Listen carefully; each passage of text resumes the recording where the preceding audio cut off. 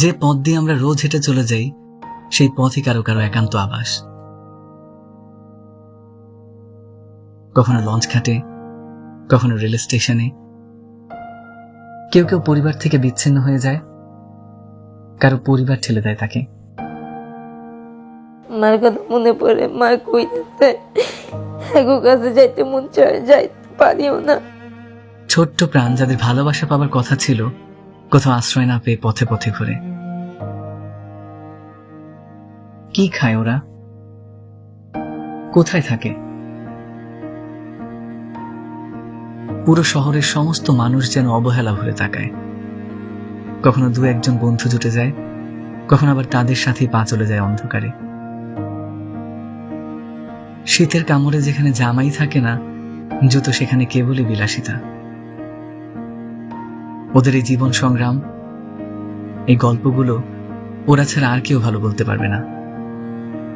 আর যদি আমরা জানতে চাই, তবে আমাদের মিশতে হবে ওদের সঙ্গে, কাছ থেকে দেখতে হবে ওদের জীবনকে।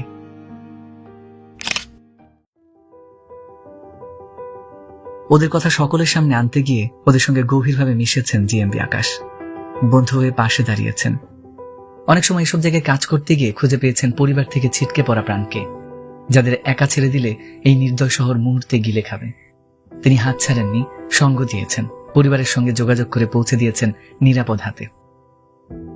যারা পরিবারের সাহচর্য পায় না, তাদের পরিবার হয়ে উঠেছেন জিএমবি আকাশ, বাধ্য করেছেন পরিষ্কার পরিচ্ছন্ন থাকতে।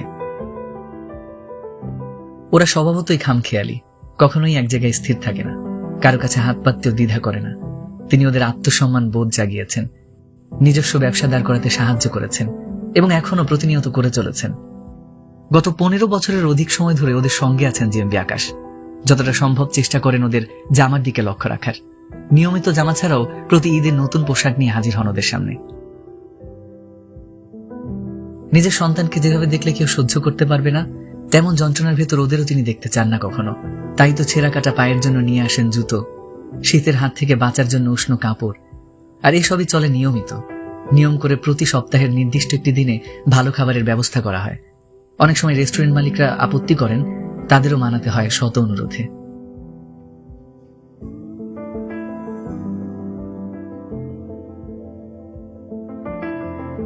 ওদের মনে তিনি শিক্ষার আলো জ্বালাবার চেষ্টা করেন, আত্মনির্ভরশীল হবার প্রেরণা যোগান। আসলে একা গড়ে না কেউ, গড়ে সবাই মিলে। আসুন আমরাও বয়ে আনি কিছু নতুন আলোর ঝলকানি।